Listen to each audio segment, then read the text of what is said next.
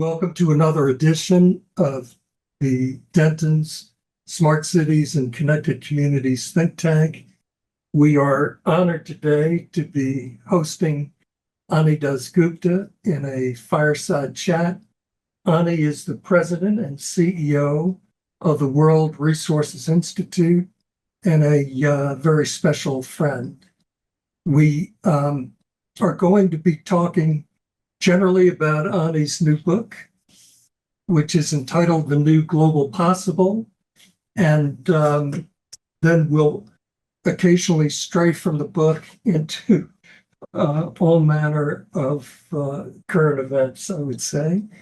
My name is Clint Vince, and I chair Denton's U.S. energy practice, and I co-chair our global transportation and infrastructure sector. And together with my teammate, Emma Hand, we co-chair this think tank. And our think tank, Ani, has grown since your first keynote address to us to more than 800 thought leaders in nearly 90 countries. And to give us a warm welcome today is Emma. And Emma, in her day job, co-leads our global energy practice, which has also grown now to more than 1,200 professionals. So, Emma, why don't you take over? Thanks, Clint, and welcome, everyone. Thank you so much for tuning in. Your presence and participation is truly appreciated. It's what brings us back to the table every time. We have an exciting program today. We are absolutely delighted to have Ani with us to discuss his new book, which I hope, it's not, there we go, which I hope everyone either has read or will read. If you haven't got a copy of it yet, it's available through WRI's website and at Amazon, among other retailers. It is a groundbreaking book that offers a realistic and layered presentation of the challenges before us, while still providing an insightful hope for the future. With that, I will turn it back over to Clint to lead the discussion with Ani. Thank you, Emma. And I think this book is, I mentioned this to Ani and he laughed, but I think it's Pulitzer level. I'm still laughing. I think that you have a chance to read it, you will understand why I feel that way. There's a beautiful introductory sentence on the cover of the book by the late Jane Goodall, just shortly before she passed away. She said, "This is a compelling and hopeful reminder that change is not only within our grasp, it's already happening." And that's a pretty good summation of your book. The full title is The New Global Possible, Rebuilding Optimism in an Age of Climate Crisis. And this is not a political book. It's a uncommonly practical book. But Ani, how did you manage to be so optimistic at a time when many feel we're in dire shape? First of all, Clint and Emma, thank you very much, very, very much for having me. Clint, I became CEO of WRI middle of the pandemic. Pretty dark moment, right, in general. And I asked myself, what is my job? What should WRI do next? And what should I be doing? And I ended up talking to about 100 of people across the world who've been deeply leading or been part of the climate movement for the last 30 years. And I came away from that conversation optimistic overall, not blindly optimistic that we don't have to do anything set back, optimistic of where we're going. And for three big reasons. One is it seemed to me that we had done really big things already, which we take it for granted today. Like we didn't know 15, 20 years back how to count carbon. Invisible, you can't smell it, you can't see it. And now everyone talks about this gigaton, that gigaton. We will do this. It's become our infrastructure, right? We don't think about.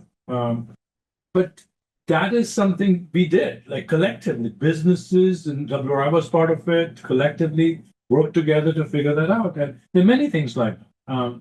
So I felt that collectively we have come together and solved big things. That gave me, and I've titled the book "The New Global Possible" as a deep respect for all the people who came before me at WRI.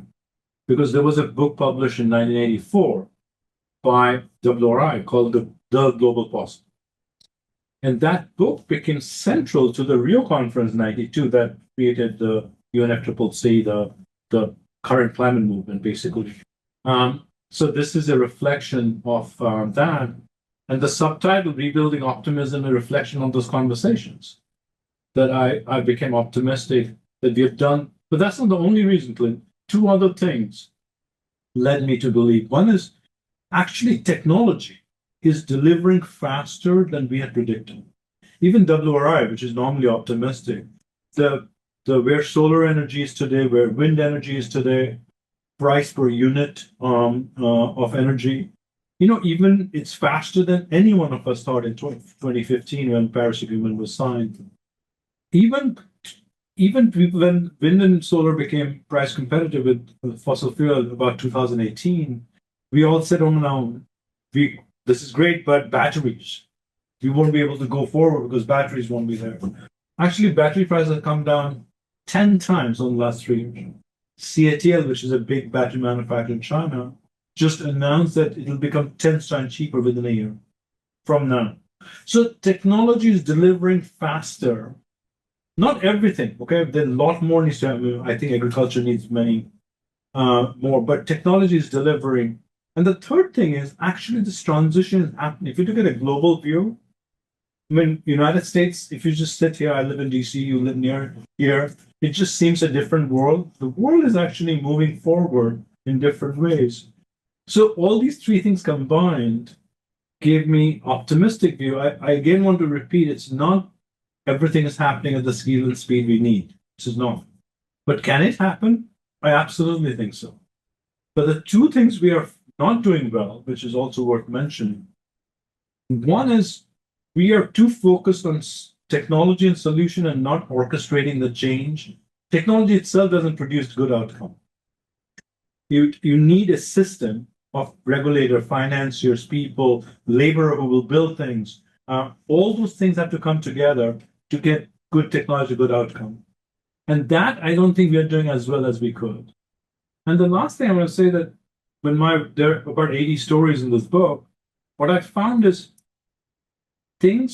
climate action becomes durable only when it's good for people. That people benefit from it. And I think for too long, we've just focused on carbon and not enough on people. And that's my learning that the politics of change has been missing from our discourse. It's been too technical. And that's where I come from. The messaging has not reached the average person. It's too sophisticated. I love hearing you say that. A few things I should point out is that we're now on roughly the 10th anniversary of Paris Agreement.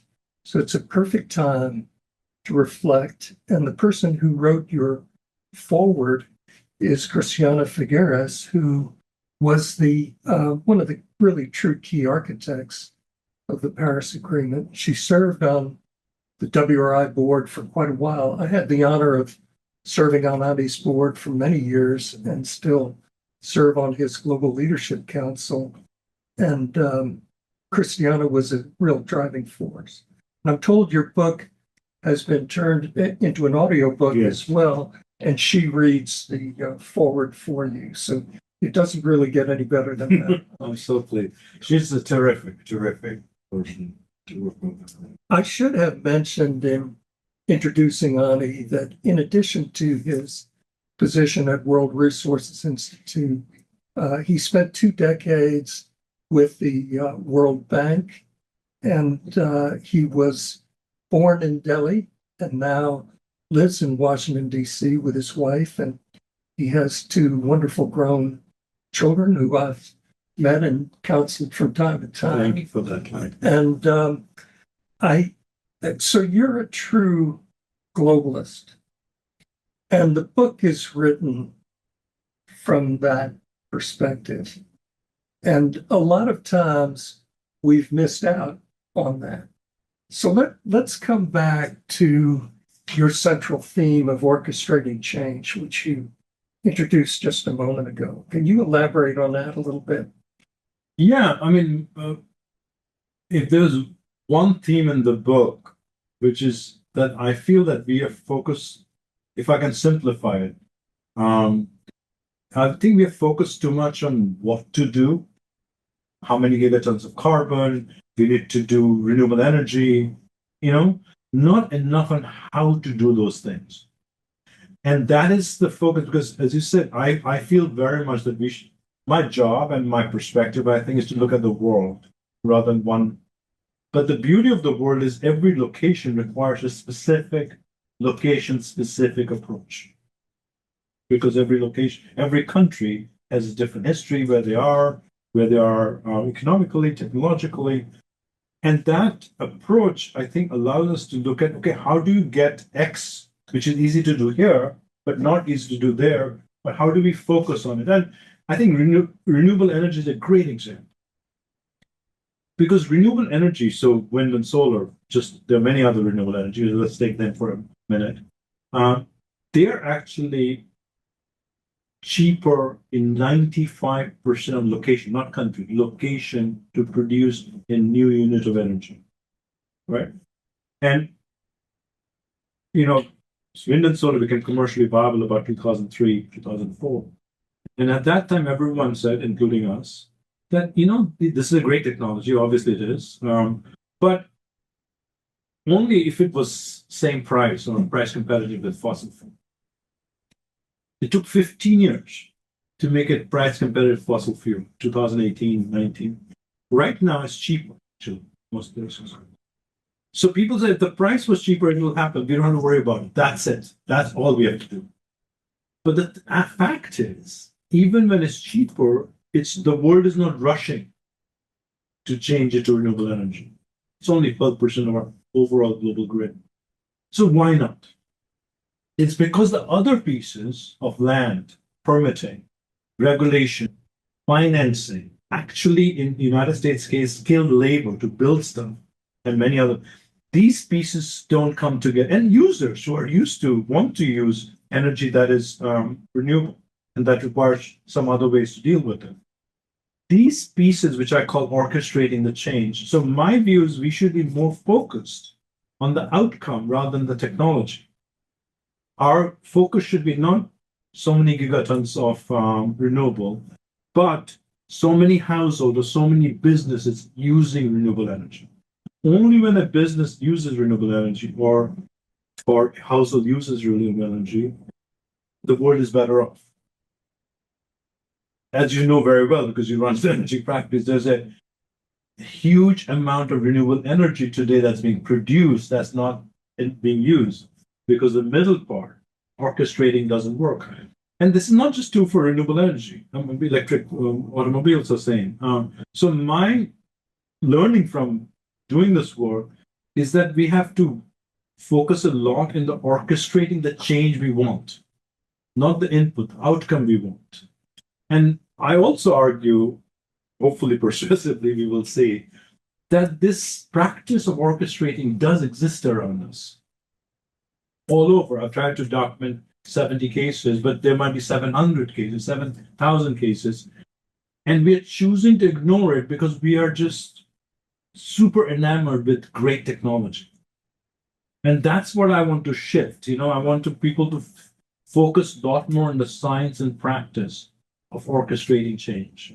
I want to get into that more deeply. I noticed that the first chapter of your book is multilateralism, and the second chapter is technology.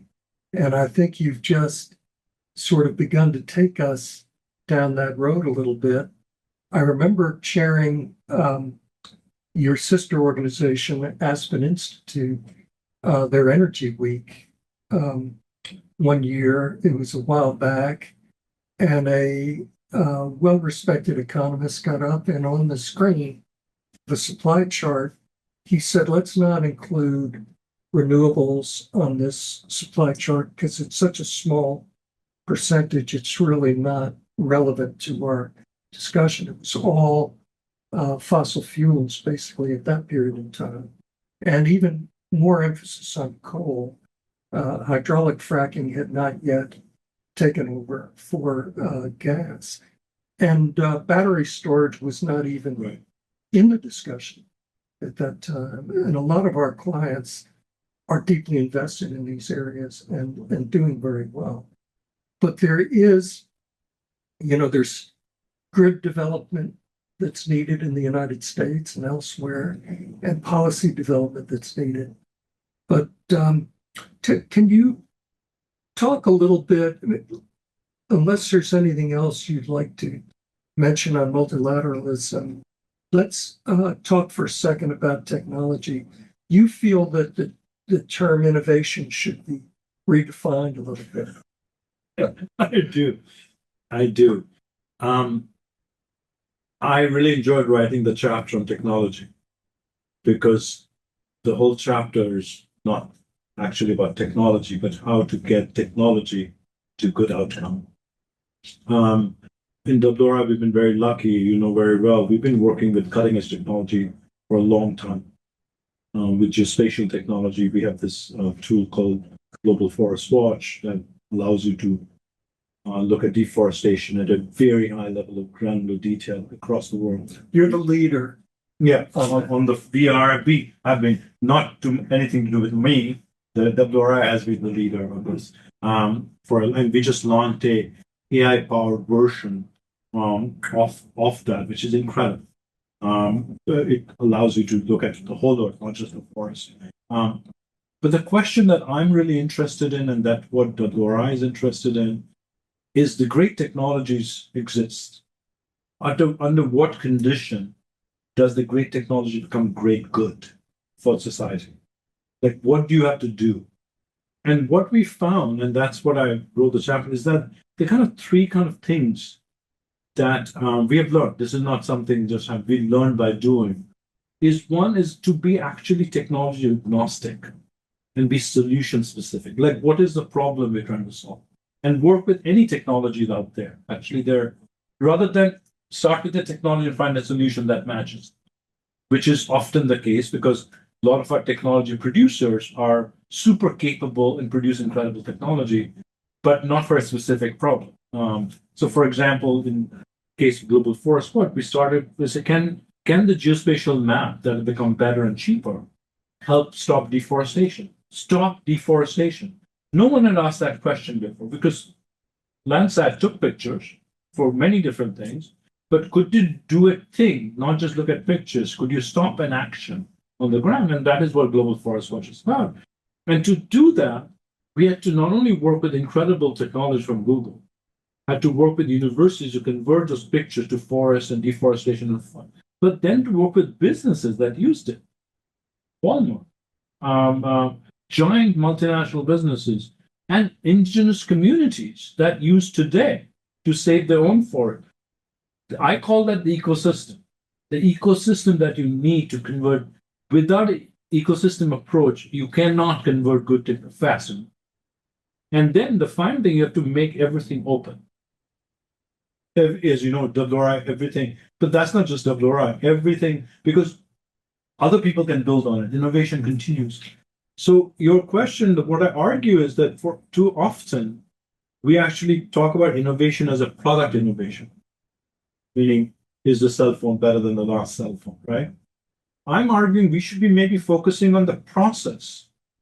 Innovation as a process of getting good technology to good outcome, and to really focus on how do you compress that. To rather than 10 years that's taken a GFW, can you do it 2 years or 1 year? And I think that's where we should be focusing on, not because innovation of product is not important. I think the market has proven to be very good at actually producing innovation in product. Not so good in producing innovation and process. And that's where I think the world needs to do much more. To orchestrate the change. To orchestrate the change you want, because ultimately it's not a technology that's the outcome we want. We need technology, absolutely we do. But what the outcome we want is food that doesn't pollute water, right? It doesn't take more land, energy that doesn't pollute earth or the air. That's the outcome we're looking for. And you're explaining to people why it's important for their own benefit to pay attention to this. I feel that if we all, you, me, all of us, don't focus more on people and their benefit directly, not 10 years from now, not 5 years from now, I think it is very difficult to make these changes durable. If you see what's happening in Europe right now, you saw what happened in the United States last year. So to make it durable, it has to be beneficial. And I think we could do much better. And people need to understand that. We need to use simplified method of communication. Absolutely. I've watched WRI over the years develop Forest Watch as an original idea and then develop it further as satellite mapping improved dramatically and then data analytics. You introduced accountability into the equation. And I know that one of WRI's key themes is scale it. And are you making a difference at scale now? We absolutely are. And if I may take a minute to share how the new technology, what it can do that we could not do before. So geospatial technology allowed us to look at forest at maybe 30 square meter across the world. Forest destruction, forest fire, we're very good at. Then we actually mapped those to cadastral data, which allowed whose forest, whose land, things like that. So the new tool that we put together just now, which is AI powered, and there's so much discussion AI and how AI is good or bad. I just want to provide a concrete example how I don't want to come across that we are against it. Actually, we are very pro technology, the newest technology, but for how to use it for good. This particular product, which is AI powered, which will look at every square inch of earth, not just forest, row crops, grassland, wetlands, anything that you can see. It will be able to measure carbon CO2 emissions from land. It will be able to measure trees, single trees, tree height growth, and carbon sequestered on it. And this is just a start. You can interact with it in plain language. You don't need to have a GIS specialist. In dozens of languages. And you can ask it questions like, this forest got destroyed. What happened here last few years? Did someone else came? So it can go to different databases and put it together. So the power of technology, and we have already shown that, give you an example about efficiency. Of course, big corporations use it very well and things like that. But indigenous community, we did a study, indigenous community using our technology on their phone have been 52% more effective in protecting land than they were before the people who are not using it. So we believe in hyper transparency, more information people have in the right way, so it's usable. Better it is for the world. The third chapter of your book is business, the limits of voluntary action. And the fourth chapter is justice. I don't read too many modern books that juxtapose business and justice. Let me start with business. I mean, just so that WRI has been interested in business since Jonathan Lash became president, which is about 25 years ago. Jonathan appointed me to. Yeah. So Jonathan Lash was our second president, who became president, I think, around 2000 or something, or a little before that. Wonderful, wonderful man who was the president for WRI for 17 years. And he introduced, but the reason WRI is centrally interested in business is because about, the world GDP is about 110 trillion dollars today. 70 or 65 to 70% of it is businesses. So if businesses don't do different decisions or do things differently, there's no way for us to get to net zero or anything. So world cannot change if business don't take different decisions. So we are centrally interested in business. We have over the years developed pretty much the infrastructure businesses use today, from how they count their carbon. The GHG protocol was put together by us and another partner of ours 20 years back, or how to go to net zero, for example. So all the instruments that you think about for business users today, a lot of them, not all of them, to voluntarily commit to reducing, our WRI has been centrally connected to. So when I wrote a chapter that titles Limits to Voluntary Action, my colleagues at WRI were not very happy with. They were not pleased. And the reason I write that is that people take voluntary action, companies, for reputational gain, which is very important for companies, especially business and consumer facing. It's a very instrument driver for change, companies' reputation in the market. And they have done a lot of things. So much, so last 10 years since Paris, you see a lot of voluntary action. Two things have happened since then, three things maybe. One is it's turned out it's really hard to decarbonize many companies. Not all, many. It's really hard to really decarbonize at the margins, meaning you kept your business there, you decarbonize supply chain. A lot of the companies realizing to decarbonize really, they have to reinvent their business model. That is a very big step. And so they are hesitant or realizing how hard that is, how expensive that could be. Second, a lot of the people who've signed up to it see themselves as first movers. And they had expected by now there'll be regulation into place, so it's an even playing field, so they're not penalized for taking extra action. That has happened, except a little bit in Europe, most places in the world, a little bit actually in China, but not most places in the world. So they don't see a reward structure for them to continue to do more.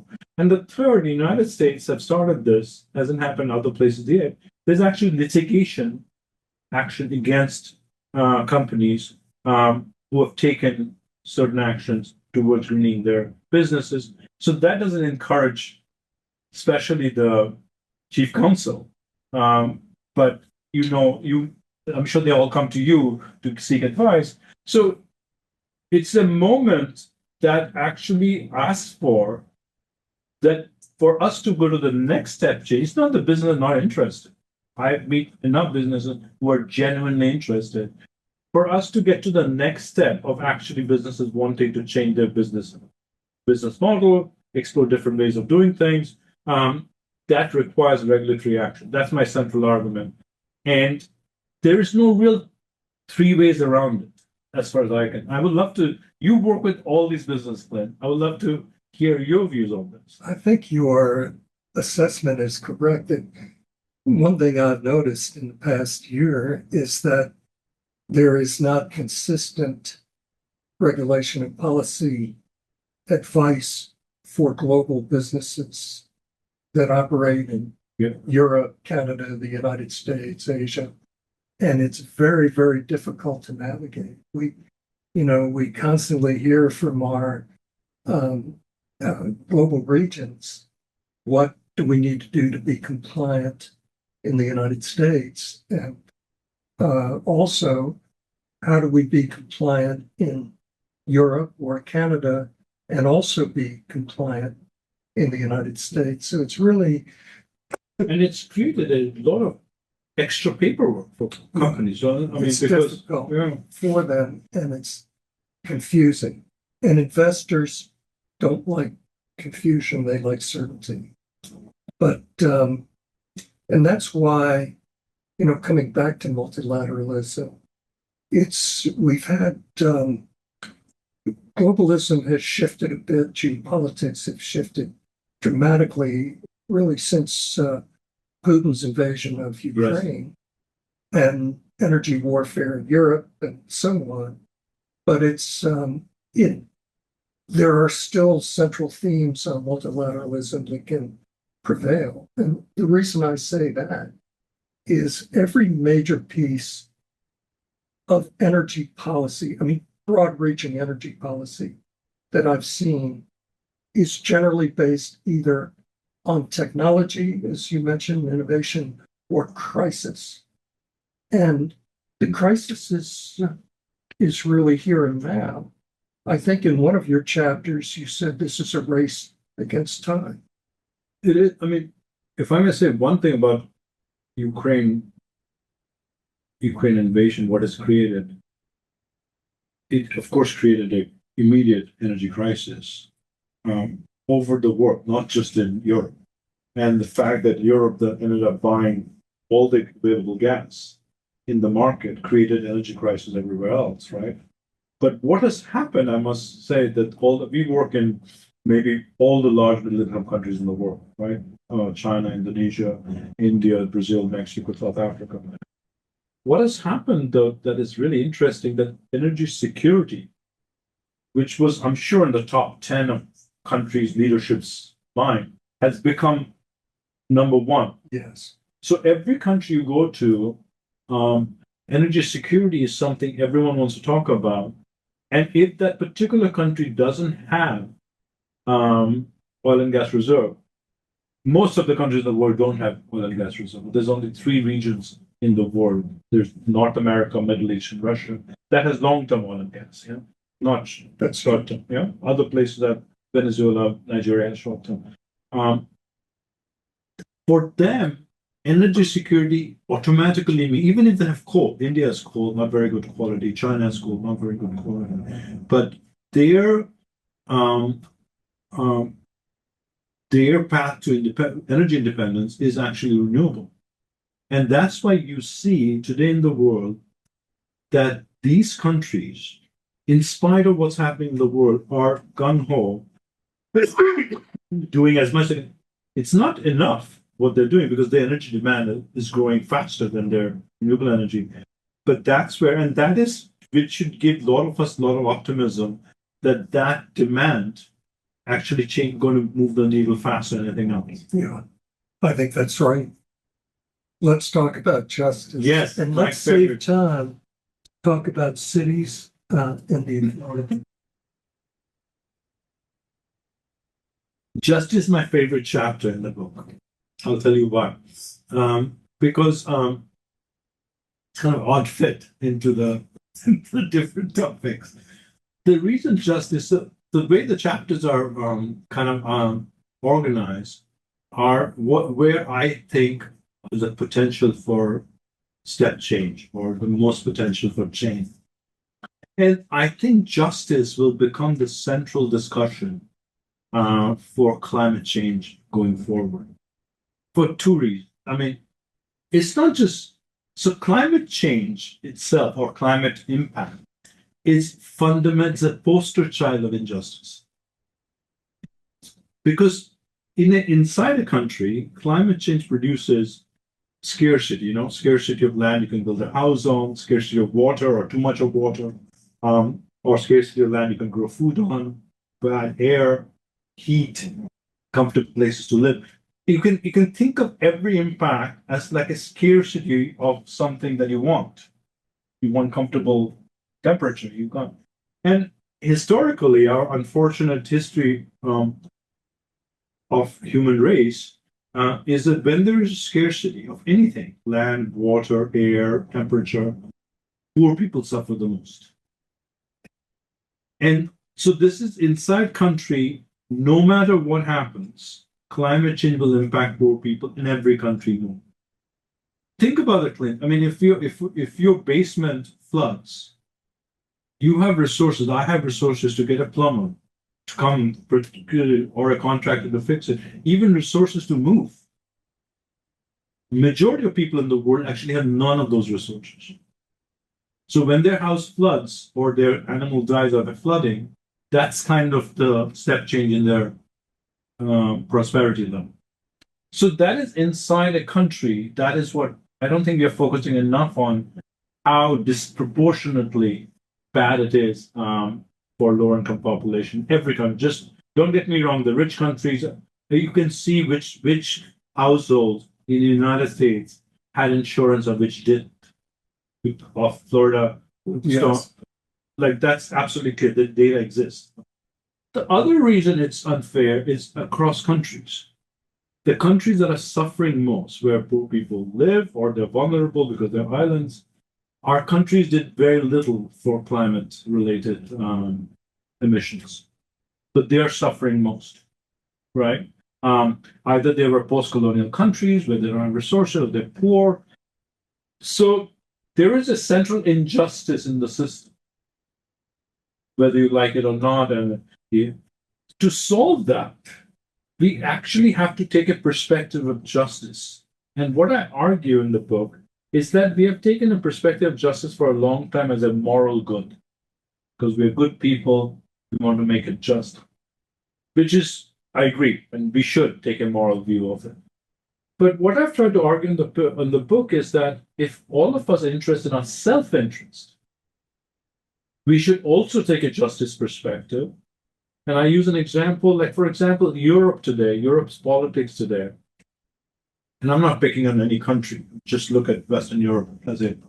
If you look at Western Europe's elections last year, number one topic has been immigration. Even today in UK, which has had an election a year back, number one topic is immigration. Because they're fearful that a lot of people from other parts of the world, especially from Africa. But if you look at the data on climate-related migration, if climate change didn't got stopped, this is just like infancy of a problem that Europe faces. So the argument I'm trying to make is that the longer-term investment that is better and safer for your own self-interest is to take a perspective of justice to see where the problems are across countries and within countries. Because without that, we will, without political agreement and support within a country and across, you won't be able to make any policy. And that perspective, I hope, Flint, moves beyond just a moral imperative to economic and political imperative, which I think will be the case if it goes unbated. Part of the crisis. It is part of the crisis right now. That will hopefully drive policy. Yeah. Because it's been slow. It's been slow and shockingly swept under the carpet. Like, even after the forest fire took place, I don't know, this is my business, so I follow this. Like in California, which was devastating, it cost $100 billion, just one incident there. People are so reluctant to talk about climate change and forest fire because people feel, even newscasters, that, oh my God, this is a disaster. We should not politicize this. Because climate change is a political discussion, not a scientific discussion. We have to find new words. Exactly. We have to find the words, indeed. Let's talk about cities, something that's near and dear to your heart and mine.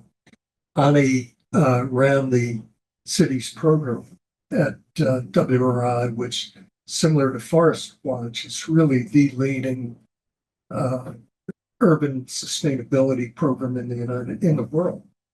And our think tank, of course, has been dealing with these issues for the past 8 years since we formed it. And the urban migration is increasing.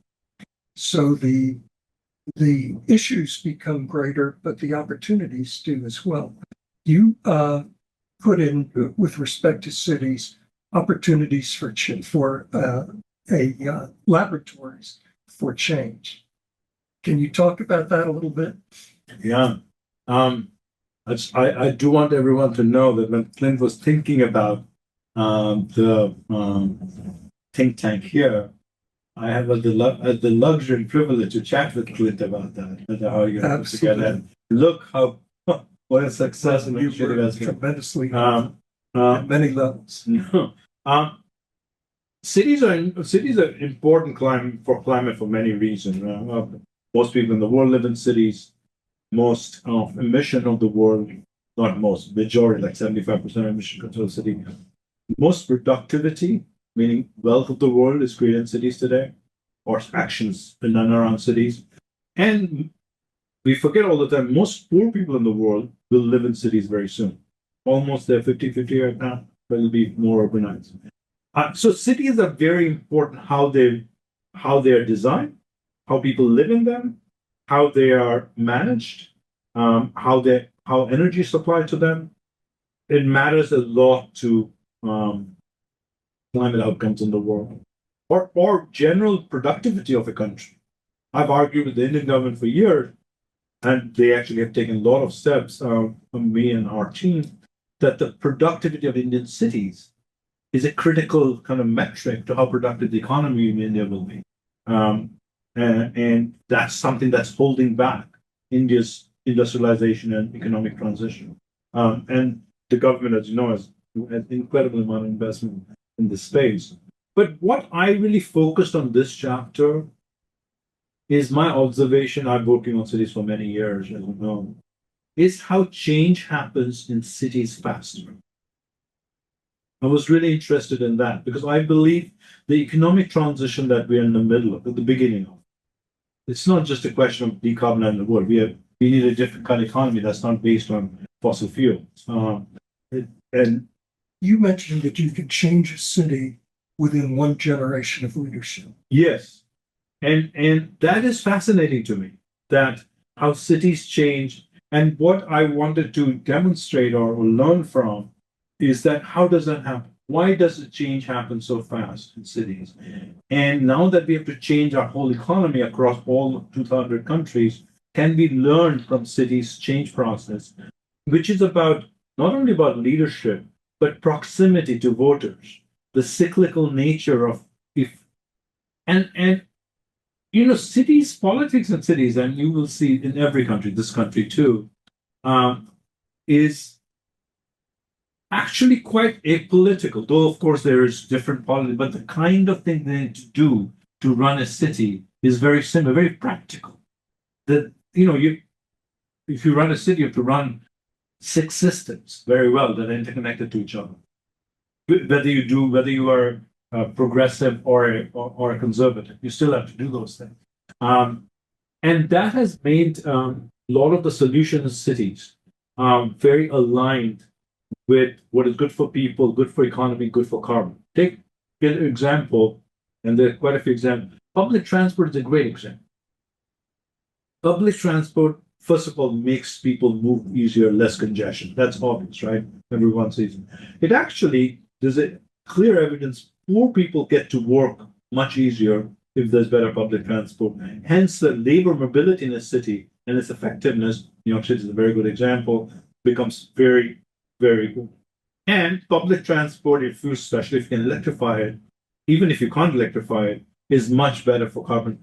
It's an example. You would think about public transport anyway. You don't have to think about climate, right? Because it's better in multiple ways. This is what I was saying. It's an example where you do things that are good for people, good for breathing, your children. A really good story, Clint, in London. It's actually in the book. In 2005, when they started, Ken Livingstone was the mayor. He was called Red Ken because he had very left-wing ideas. He's the person who actually started the congestion charge in London. And he did an amazing job, and everyone said he'll fail. He didn't fail. And he took all the money from congestion and put it in public transport. The public transport became better. So many different mayors came after him, conservative and liberal. No one changed those policies. It became better and better. The current mayor, Sadiq Khan, actually doesn't even talk about congestion. He talks only about quality of air and has developed a coalition of mothers of children to support the congestion pricing. So this idea that it has to be good for people, and then the politics actually works behind it. And cities, it seems to me, that good for people and good for climate and good for economy it's much easier. So I think that's where, and there are like 10 examples in that. That's where I think we need to focus and learn from. And hopefully we can bring those lessons to a broader economy. You know, you mentioned a couple of critical points. One is that right now, more than 50% of the world's population lives in cities. I think I've read that by 2050, it's expected that there'll be 75% That's right. of the world's population, and that roughly 80% of the GDP in the world resides in cities, and roughly 75% of the pollution comes from cities. So if we make some changes here, you know, when we started our Smart Cities think tank, this was a phrase developed by the tech industry. IBM, I think, coined it. We felt that there needed to be a broader definition, that it really had to deal with modernization of all infrastructure, and not just digital infrastructure, which was a big driver, and physical infrastructure like roads and bridges, but also there needed to be a huge dynamic change in social infrastructure because the policy development is way behind. And one of the things we've discovered in our work on cities is that it's very hard to have a systematic approach, because you might have a city that wants to have a policy to change certain infrastructure and transportation, but so much of the regulation around that in the United States anyway is either regulated at the state level or the federal level, and it's very hard to take an integrated approach. Do you have solutions for that in mind? My solution, Or is that part of it is very collaboration? much. It is part of collaboration. I mean, I am, and we are a very strong advocate of a systems level approach to get the best outcome. So, in a lot of the cases, I think transportation is a very good example, where federal and state collaboration and city collaboration is an integral part of the outcome. I mean, you're not going to make an electric car a particular specification for a city or a state. It doesn't economically work. Turns out you don't even want to make it for a country. You want to make it for the world. And you can see how countries that are actually thinking that way are doing incredible stuff right now. 25% of unbelievable 2025, 2024, 25% of new car sales were electric. We predict that that'll happen in 2030. That's how this this. At the same time, when sometimes this is not possible, our approach has been to focus on the next level, at state or city level, to experiment, create different solutions that ultimately will be picked up at a different, which has worked very well. And in the United States, for example, we worked with states when it was difficult to get federal things going on energy, especially on energy and energy use, and cities. And we found that the cities demanding differently actually change regulatory regimes of the utilities, which is a approach we have taken in the United States and other countries. In the United States and also in other countries, we have also taken an approach of actually gathering businesses. REBA, for example, where businesses demanded differently. In renewable energy in India, we have a very successful program where we brought together businesses who needed renewable energy for their own supply chains. And that created a market for renewable energy. So I think there are enough examples, and actually enough examples in the book, that where it is absolutely possible to make progress when there's federal level support is not there. But we should not think that's an optimal outcome, right? Because some of these things, the optimal outcome does require multiple levels of government to work together. I'm so glad you mentioned the subnational impact, though, because and the importance of political subdivisions, especially when there's gridlock at the federal level. There's a well-known phrase in Washington that when the Congress is gridlocked, the states tend to innovate. And now, as you Which is pointed true. I out, think there's ample evidence on that. Apple and now cities and other political subdivisions are think tanks called Smart Cities and Connected Communities, Yes. because a lot of what we're talking about impacts smaller, not a big metropolis, but a smaller. I mean, housing innovation that we Yes. see. But the opposite, I just want to, for your listeners, I want to share an example when they are integrated, what happens. So there's a really good example that the reason I know it, we were involved in it. So a couple of years back, in 5 states in India, wanted to purchase electric buses. And we worked in all the 5 states. And the central government was going to give a subsidy to these states to buy electric buses. And we convinced them, working with the central government, to all these 5 states, to actually combine their procurement and agree to this is the work we did, agree to a same specification and procure 5,500 buses at the same time. Because of the scale of the procurement, and as you can imagine, like in most countries, electric buses were more expensive than diesel buses. Because of the scale of the procurement, in one procurement, the price of the electric bus in the 5-year use cycle of it, which is how electric buses are priced, was cheaper than diesel buses. Wow. In one procurement. So in India today, no one will be able to sell a diesel bus or electric bus that is more expensive because of this.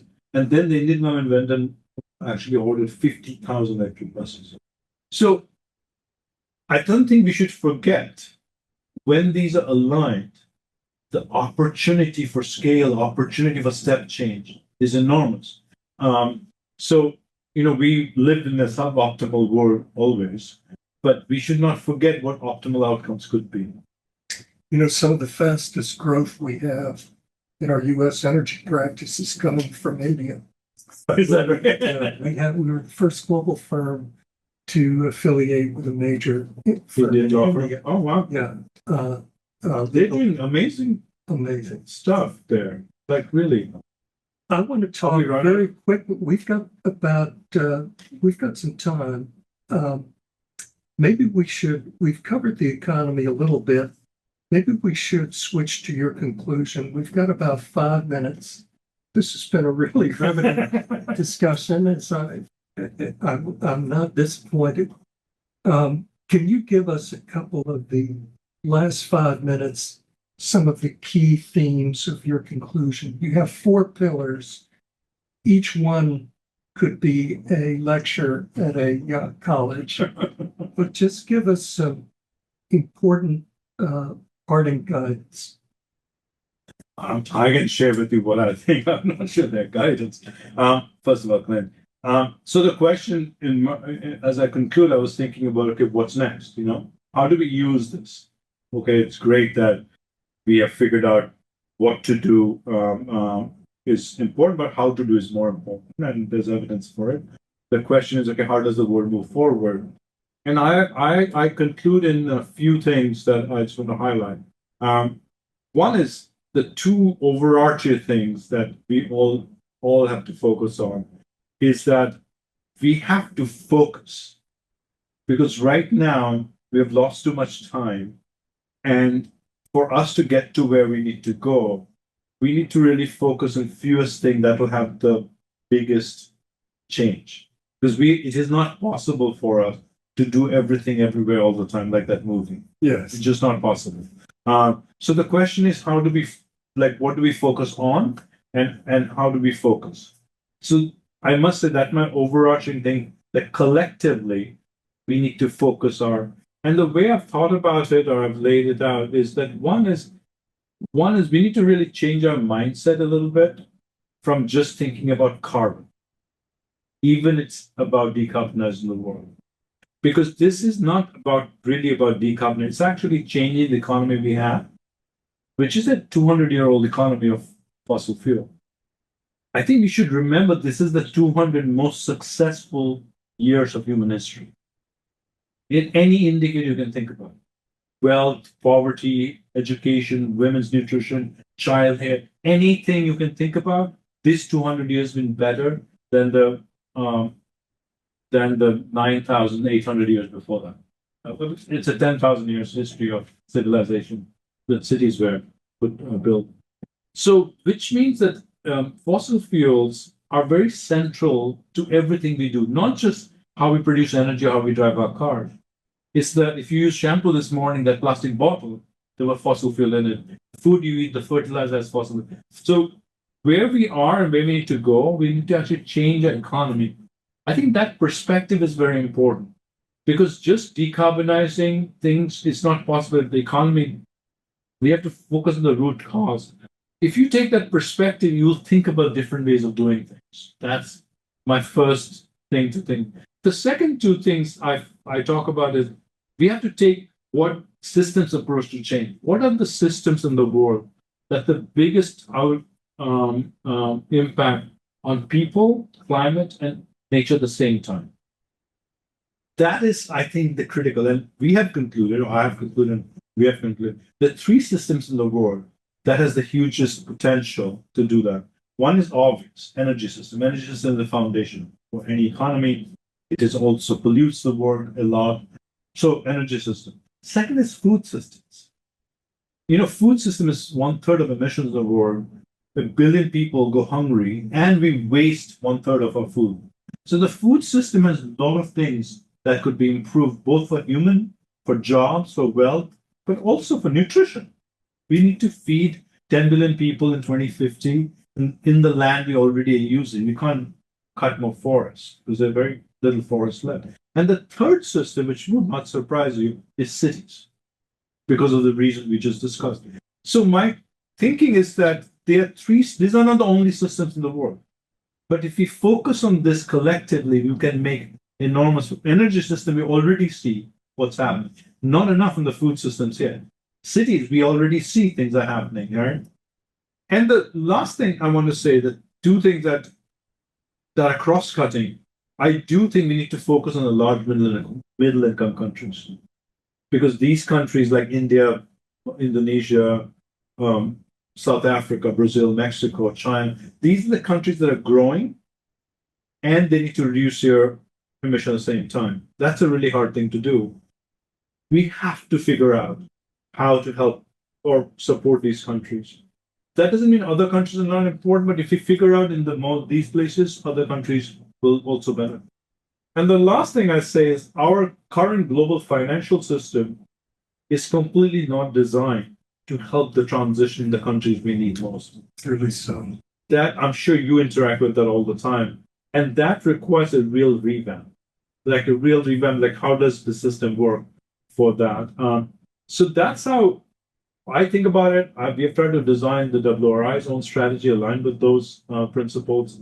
And I'm very happy to report to you that a lot of partners and funders we work with are very much actually using WRI strategy as their kind of starting point.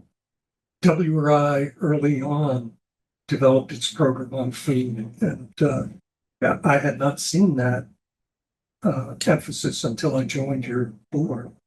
Ani, it's time to wrap up. We could go all day because it's such a great discussion. My wish is that every educational platform and institution would make your book mandatory reading. Oh, thank you. That we could make some of these changes. Thank you. Thank you so much. Thank you so much. I really appreciate it. Thank you, everyone, for listening.